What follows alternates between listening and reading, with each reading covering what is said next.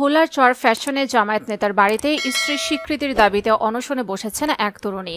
শুক্রবার বিকেল উপজেলায় এলসপুর ইউনিয়ন জামায়াত ইসলামী সাধারণ সম্পাদক সাইফুল্লাহ মানসুরের বাড়িতে অনশন শুরু করেন তরুণী। এদিকে তরুণীর অনশনের খবর পেয়ে গা ঢাকা দিয়েছেন জামায়াত নেতা ও তার পরিবারের লোকজন।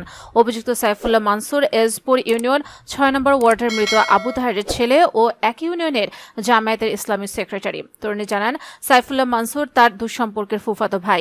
৩ বছর আগে প্রেমের প্রস্তাব দেন সাইফুল্লাহ। পরে মুঠোফোনের কথা হয় দুজনের।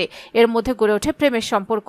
প্রেমের সূত্র ধরে সম্পর্কের দীর্ঘদিন পর পরিবারের অজান্তে পালিয়ে বিয়ে করেন দুজন। বিয়ে করে ঢাকায় গিয়ে কাবিন দেখিয়ে বাসা ভাড়া নিয়ে দীর্ঘদিন সংসার করেন তারা। পরে তাকে ভাড়া বাসায় রেখে গ্রামের বাড়িতে আসেন সাইফুল্লাহ। এ সময় থাকা খাওয়ার জন্য টাকা পাঠাতেন সাইফুল্লাহ। সরেজমিনে শুক্রবার বিকেলে সাইফুল্লাহর বাড়িতে গিয়ে দেখা যায় ঘর তালাবদ্ধ। বাইরের ঘরের সিঁড়িতে বসে অনশনে আছেন তরুণী। অনশনরত তরুণী বলেন, আমাকে বিয়ে করে দীর্ঘদিন সংসার করেছে সাইফুল্লাহ। এখন তার মা বাবা আমাকে মেনে না নেওয়ায় তিনিও আমাকে স্ত্রী হিসেবে স্বীকৃতি দিতে অস্বীকৃতি জানাচ্ছেন। বিয়ে না করলে আত্মহত্যা করা ছাড়া আর কোনো উপায় নেই আমার।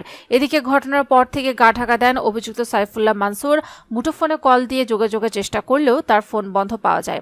চরফ্যাশন উপজেলা জামায়াতের আমির মীর শরীফ জানান, তারা পরস্পর আত্মস্বজন। ঘটনাটি ষড়যন্ত্রমূলক হতে পারে। আমরা বিষয়টি নিয়ে আলোচনায় বসব। লিখিত অভিযোগ পেলেও আইনগত ব্যবস্থা নেওয়ার কথা জানিয়েছেন শশীভূষণ থানার ভারপ্রাপ্ত কর্মকর্তা তারিক হাসান রাসেল।